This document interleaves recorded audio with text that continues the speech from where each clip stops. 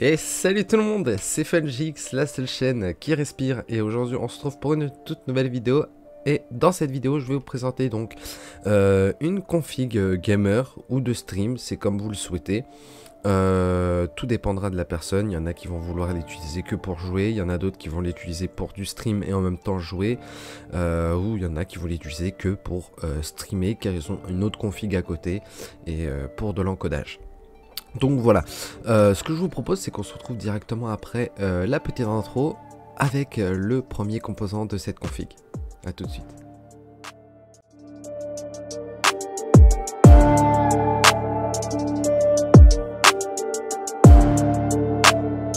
Purchase your tracks today.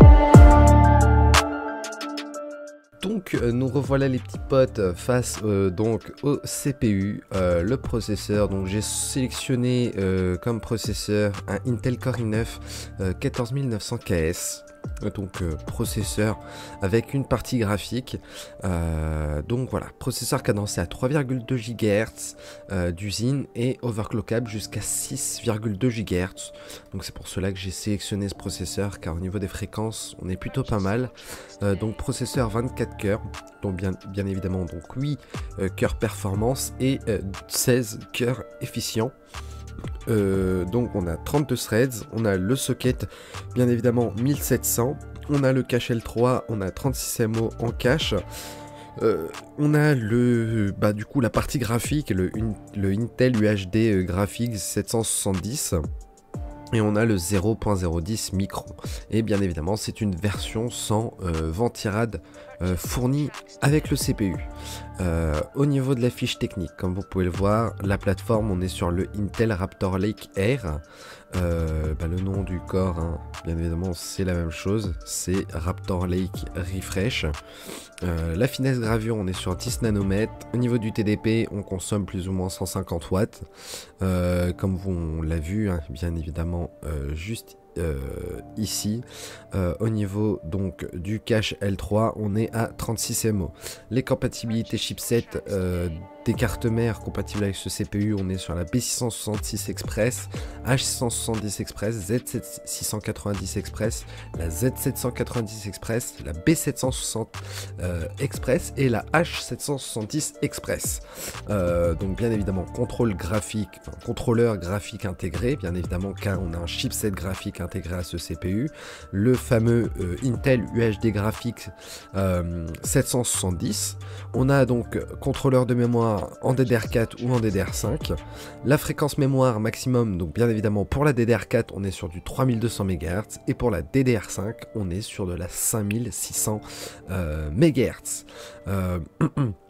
Après bien évidemment utilisation type ordinateur de bureau, gamer on a bien, et version de la boîte on a bien le ventilateur fourni qui n'y est pas parce que depuis un moment maintenant il ne fournit plus les ventilateurs, que ce soit i7, i9, Ryzen 7, Ryzen 9. On peut en retrouver encore quelques-uns sur les i5 ou les Ryzen 5, mais c'est très rare au jour d'aujourd'hui, à part acheter une version précédente qui date. Ce que je ne vous conseille pas, hein. Vous pourriez jouer, mais ça va être assez short, on va dire. Au niveau du système de refroidissement, je suis parti donc sur le Corsair iQ Link H170 LCD de couleur noire, donc un water cooling all-in-one tout en un en 420 mm. Donc on a sur ce water cooling là 3 ventilateurs en 140 mm RGB adressable avec le logiciel Corsair iQ qui se trouve juste ici pour mon cas. On a le waterblock qui est à RGB adressable aussi, avec un écran que je vous dis pas de bêtises, normalement un écran LED, si je dis pas, un écran LCD de 2,1 pouces, personnalisable et qui s'affiche, pareil, qui affiche les températures du système, des images et des gifs animés. Au niveau donc de ce water cooling all-in-one, en fait le point fort c'est qu'on va retrouver qu'un seul câble qui va nous permettre donc d'alimenter tout ce qui est ventilateur et waterblock. ça sera en un seul câble et non pas, on va plus retrouver donc le PWM, le RGB de chaque ventilateur, le PWM et le RGB du waterblock pour tout relier, enfin voilà. On n'a qu'un seul câble, ce qui nous facilite déjà énormément le câble management et aussi ce qui nous rend la config un peu plus design, car on n'a plus ce tas de câbles qui restent à la vue de tous dans son boîtier. Donc voilà, pareil, on a bien évidemment la pâte thermique préinstallée comme sur chaque water cooling AI1. On a donc le USB type C pour l'alimentation, on a les deux connecteurs iQ-Link pour bien évidemment alimenter le RGB et bien évidemment la pompe et les ventilateurs juste en haut du radiateur. Et voilà, et comme vous pouvez le voir, juste ici en fait ce sont des connectiques comme ça de chaque côté, un à droite et un à gauche, qui permettent en fait de relier plusieurs ventilateurs et en faire qu'un lot en fait avec un seul câble. Voilà. Au niveau donc de la carte mère, j'ai choisi la Asus ROG Maximus Z790 Aero BTF. Très bonne carte mère en ATX, socket 1700 bien évidemment. Le chipset, on est sur la Z790 Express. On a 4 slots en DDR5, on a le M.2 PCI Express 5e génération, on a le Thunderbolt 4, on a le PCI Express encore bien évidemment pour les cartes graphiques en Gen 5. Et on a le 16X, on a bien évidemment le connecteur Ethernet en LAN 2,5 GBE, on a le Wi-Fi 7 et la Bluetooth 5.4. Au niveau de cette carte mère, qu'est-ce qu'on va retrouver? On va retrouver bien évidemment alors, je ne sais plus où ils sont. Alors oui, non, là ce qui est bien c'est que les connecteurs se trouvent à l'arrière. Voilà, donc là comme vous pouvez le voir, en fait sur cette carte mère, à l'avant on va rien retrouver à part les slots de carte graphique et les PCI Express, enfin les PCI Express, les slots M.2. Donc tout ce qui est connectique et tout ça se trouve vraiment à l'arrière. Donc PWM, donc CPU opt, IO pompe, CHA fan. On a les deux connecteurs ici pour l'alimentation du CPU. On a le 24 broches pour le CPU aussi. On a le 3.0 pour le front panel, le 3.2 pour les USB du front panel également. On a ici une alimentation en 12 VH PWR pour la carte graphique bien évidemment. On a ici donc bien évidemment 4 SATA. On a l'HD audio, on a un RGB 12 volts, deux RGB 5 volts. On a ici encore des connecteurs PWM, on a l'USB 2.0, un second USB 3.0 également, on a un autre PWM et là on a tout ce qui nous permettra d'activer pour le front panel, donc bouton reset, bouton power, etc. Donc voilà, c'est tout ce qu'on va retrouver. On a un second ici en 5 volts RGB juste en haut. Et comme vous pouvez le voir, à l'avant, on va plus retrouver toutes ces connectiques là qu'on retrouve sur toutes les anciennes cartes mères ou même les dernières cartes mères sur certaines marques. On retrouve toutes les connectiques PWM, etc. Ils se retrouvent face avant, mais là pour cette carte mère, ça sera à l'arrière. On a bien évidemment donc les 4 slots en DDR5. On a le slot 1700 ici, enfin le chipset 1700. On a les PCI Express en Gen 5 16X. On a ici un autre. On a là ici donc un afficheur de code d'erreur. On a juste ici un petit PWM au cas où. On a ici un on et un off pour activer le RGB qui se trouve juste ici. On a ici donc pareil start pour allumer la carte mère directement via la carte mère, et on a le FlixKey qui lui permet de reset, si je dis pas de bêtises, le petit écran qui s'affiche juste là. Donc à l'arrière, on a le BIOS, donc le flash BIOS qui nous permettra donc de flasher, faire une mage BIOS directement à l'arrière de la carte mère sans avoir passé par le BIOS. Donc vous branchez votre clé USB juste ici, comme vous pouvez le voir c'est encadré en blanc et c'est marqué BIOS. Vous branchez la clé où vous retrouverez donc bien évidemment au préalable vous allez télécharger votre mise à jour BIOS, vous la branchez, vous appuyez sur le bouton. Il n'y a pas besoin de processeur ou de RAM, ou voilà, vous avez juste à l'alimenter avec une alimentation, donc mettre le 24 broches, vous branchez bien évidemment l'alimentation à la prise secteur, hein, vous l'activez et vous branchez, vous appuyez et tout se fait tout seul. Ensuite il y a le Clear CMOS, donc bien évidemment le Clear CMOS c'est le reset du BIOS, donc on n'a plus besoin de passer par ces deux pins qu'on retrouve généralement sur les cartes mères ou la pile du BIOS. On a ce fameux bouton qu'on retrouve maintenant même à peu près partout sur les cartes mères qui permet donc de réinitialiser le BIOS juste à l'aide de ce bouton. On a un HDMI, on a 3 USB 2.0, on a 4 USB 2.0, on a ici par contre 5 USB 3.0, on a 3 USB type C, on a le 2,5 GBE pour l'Ethernet, on a ici les connecteurs pour connecter l'antenne en Wi-Fi 7 et on a les entrées jack femelle. Comme vous pouvez le voir, on a ici la fameuse antenne qui nous est fournie directement avec la carte mère pour pouvoir la brancher à l'arrière. Au niveau de la RAM, je suis parti sur la Corsair Dominator Titanium en DDR5 RGB bien évidemment, hein. Donc 96 Go de RAM, donc un kit de 2 barrettes de RAM de 48 Go, cadencé à 6600 MHz en CEL 32.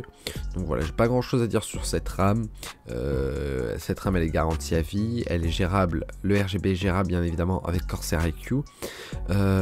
Si je ne dis pas de bêtises, elle est pas optimisée ni Intel ni AMD, donc elle est utilisable sur tout type de carte mère. Oui, effectivement, elle n'a pas d'optimisation sur ce kit. Voilà, donc voilà, cette carte, ce kit en fait peut être mis sur un Intel, AMD, ça changera pas grand chose, il n'y a pas d'optimisation. Par contre si vous avez l'occasion et la possibilité de prendre un kit Dominator Titanium optimisé AMD, si vous prenez un processeur AMD ou là pour le coup pour cette config un kit optimisé Intel, je vous conseille de le prendre, ça peut que vous aider au niveau de la RAM.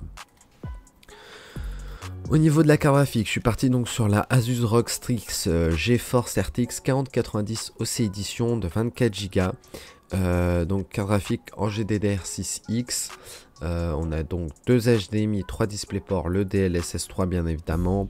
On va retrouver donc sur cette carte graphique les fréquences du chipset. On a 2233 MHz sans overclocker. Une fois la carte graphique overclockée, on se retrouve à 2610 MHz. Elle est overclockée d'usine, donc là pour le coup on est à 2610 MHz. Après c'est plus ou moins, hein. Ça peut monter à plus de 2610, ça peut monter, ça peut descendre à moins de 2610, ça dépend vraiment des cartes mères. Donc nombre de GPU bien évidemment il y en a un, le bus. On est sur le PCI Express Gen 4 16X. Taille mémoire vidéo, on est sur du 24 Go. Interface mémoire, on est sur 384 bits. Donc voilà, au niveau du type de la mémoire, c'est de la GDDR6X. On a l'IA Ready. Oui, effectivement. On a le support DirectX. Donc on est bien évidemment sur du DirectX 12. On n'a pas l'option multi-GPU, on a la résolution de jeu optimale, on est sur de la 4K ou plus, bien évidemment, sur une 4090.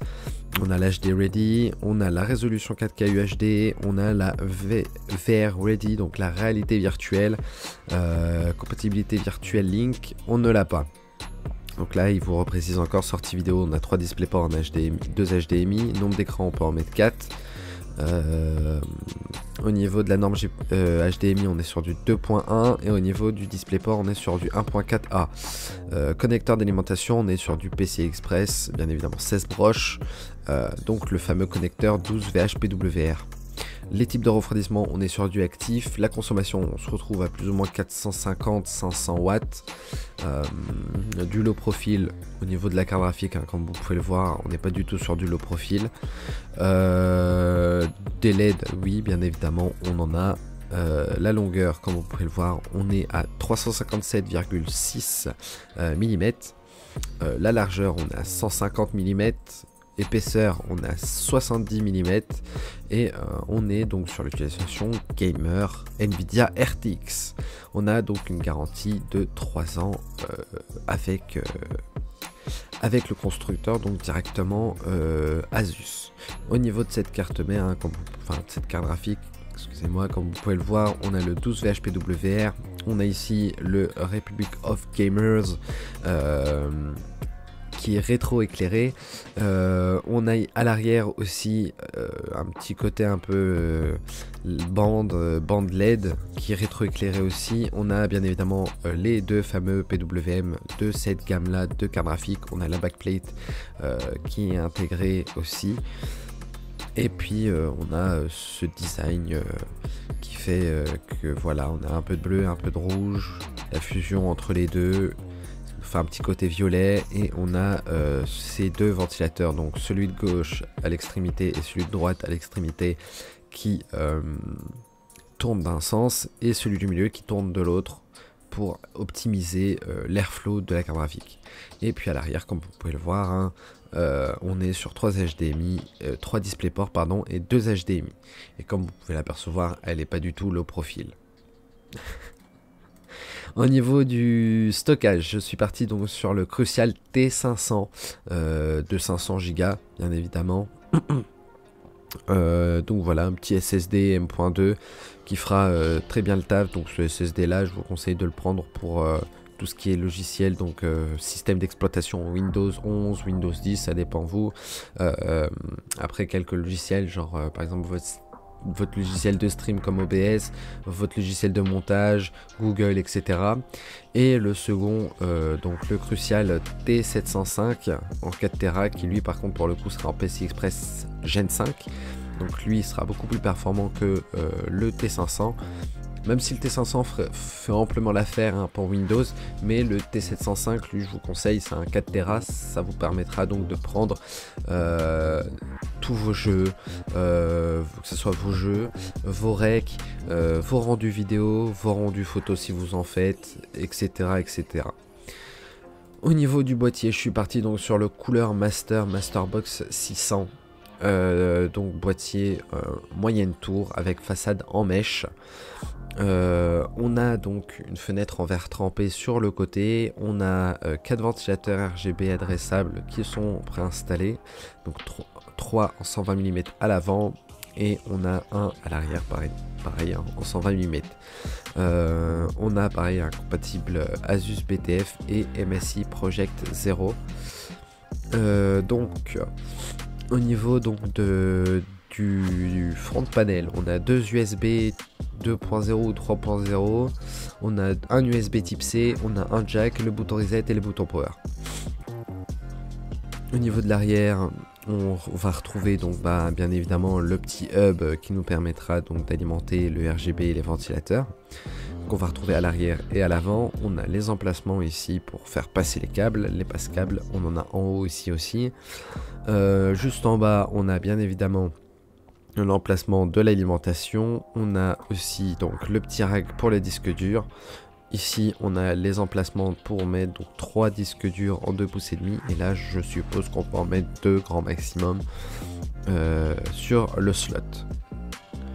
Au niveau donc de l'alimentation, vous commencez à la connaître, hein, la MSI Meg AI 1300P en PCIe 5, alimentation 100% modulaire en 1300 watts, donc ATX 12 volts 3.0, certifié 80 plus Platinum. Donc pareil, hein, pas grand chose à dire dessus, vous commencez à la connaître, hein. Vous connaissez l'interface, on a le 12 VHPWR, on a les 3 PCI Express ici et ici, on a le CPU. On a l'ATX 24 pins et on a les SATA et Molex qu'on va retrouver en haut du 24 pins. Donc voilà, plus grand chose à dire sur cette alimentation. Donc voilà. Sur ce, j'espère que la vidéo vous aura plu. N'hésitez pas à me poser des questions sur le serveur Discord. Le Discord se retrouve en description. Tous les liens de la tous les composants de la config se retrouvent en description sous forme de liens. Donc vous pouvez retrouver assez facilement cette config là. Le serveur Discord est disponible encore une fois dans la description. Si vous avez des questions, que ce soit sur votre config, votre setup, vos périphériques, ou même tout simplement une de mes vidéos, et ben n'hésitez pas, je me ferai un grand plaisir d'y répondre. N'hésitez pas à vous abonner si ce n'est pas encore fait, à lâcher votre plus gros pouce bleu, l'espace commentaire est activé pour toute critique ou autre, je prends tout. Voilà, c'était FunGX et moi je vous dis ciao à une prochaine vidéo.